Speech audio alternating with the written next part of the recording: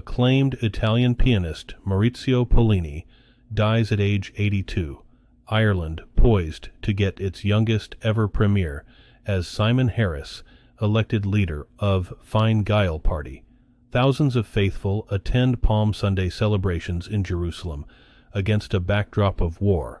Today is Monday, March 25th, 2024, and this is the Dunkley Report International News. Grammy-winning Italian pianist Maurizio Pollini has died. He was 82. Pollini performed frequently at Milan's Scala. The opera house said in a statement that he died on Saturday without giving a cause of death. But Pollini had been forced to cancel a concert at the Salzburg Festival in 2022 because of heart problems. Pollini had a 6 decades-long international career, and his repertoire expanded beyond the standard classics. He embraced early 20th century masterpieces and postwar modernists.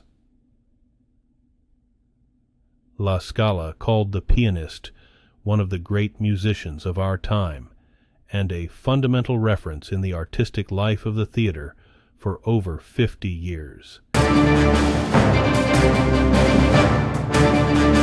Ireland is poised to get its youngest ever premier after Simon Harris secured the leadership of the Fine Gael party on Sunday.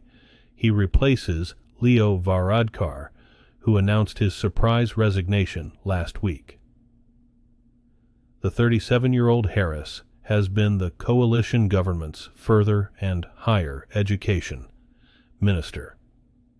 He was the only candidate to put his name forward to succeed Varadkar, who had been Ireland's previous youngest prime minister.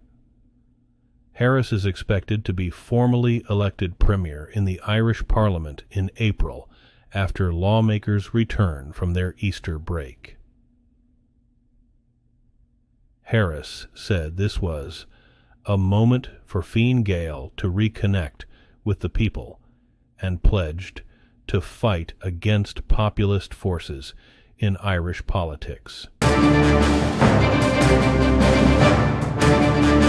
Thousands of Christian faithful attended Palm Sunday celebrations at Jerusalem's sacred Mount of Olives on the first day of Holy Week. Pilgrims were seen waving branches and fronds in the air. The Bible says such items were placed before Jesus' feet during his entrance into Jerusalem, where he was greeted by cheering crowds. Jerusalem's Church of the Holy Sepulchre also held a service on Sunday. The annual celebration comes as the Israel-Hamas war rages on in Gaza. The conflict appeared to have little effect on the procession, which swelled to a similar size as last year.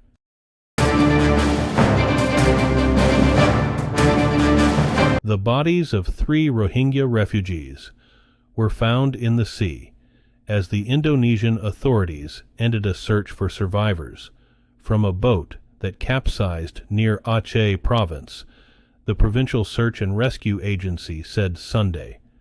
Fishers and a search and rescue team rescued 75 people from the boat.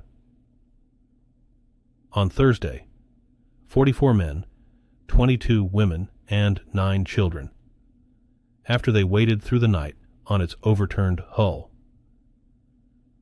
A few were taken to a local hospital for treatment, but most were sent to a temporary shelter in the Aceh Barat district.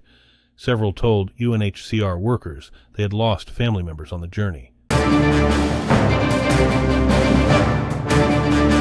Vice President Kamala Harris toured the blood-stained classroom building where the 2018 Parkland High School massacre happened. Harris visited Marjorie Stoneman Douglas High School on Saturday and talked with relatives of some of the 17 people who were murdered. She announced a program to help states that have laws allowing police to take guns from people a judge finds to be a danger to others or themselves. Harris's visit was the latest by elected officials and law enforcement and education leaders in recent months to 3-story building. School district officials hope this summer to demolish the structure, which was preserved for the killer's trial. Shooter Nicholas Cruz received a life sentence in 2022. It's been 15 years since the last fatal crash of a U.S. airliner, but you wouldn't know that from a torrent of flight problems that made news in the last 3 months. There was a time when things like cracked windshields and minor engine problems didn't typically receive media coverage. That changed when a panel plugging the space reserved for an unused emergency door blew off an Alaska Airlines jetliner in January. Concern about air safety, especially with Boeing planes, hasn't let up since. U.S. airline executives want to hear how Boeing plans to fix problems with its 737 MAX jets. So, is flying getting more dangerous? By the roughest measurement, the answer is no. Newly released video shows the malnourished son of a parenting advice YouTuber approaching a neighbor for help on the morning that his mother and her business partner were arrested on child abuse charges. The new evidence comes a month after a judge sentenced Utah mom Ruby Frank to up to 30 years in prison after she admitted to physically and emotionally abusing her children. Investigators say the abuse was motivated by religious extremism. Frankie insists repeatedly in her journal, entries released on Friday, that her 12-year-old son is possessed by the devil. Body camera footage shows the arrests and poor condition of both children. When Opal Lee was 12, a racist mob, angered that a black family had moved in, drove her family out of their Texas home. Now, the 97-year-old community activist is getting closer to moving into a brand new home on the very same tree-lined corner lot in Fort Worth. Lee joined others in lifting the framework into place for the home's first wall on Thursday. It's expected that the house will be completed by June 19th, the day of the holiday marking the end of slavery in the U.S. That means so much to Lee. Lee was one of the driving forces behind Juneteenth becoming a national holiday.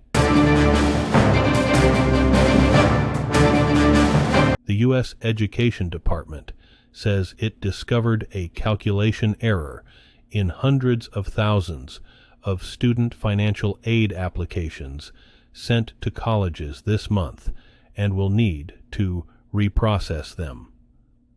A blunder that follows a series of others and threatens further delays to this year's college applications.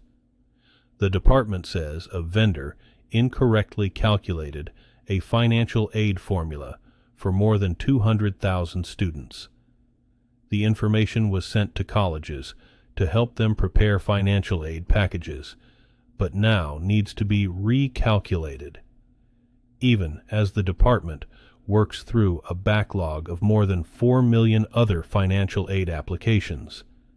It's unlikely that many students, if any, received the incorrect financial aid offers.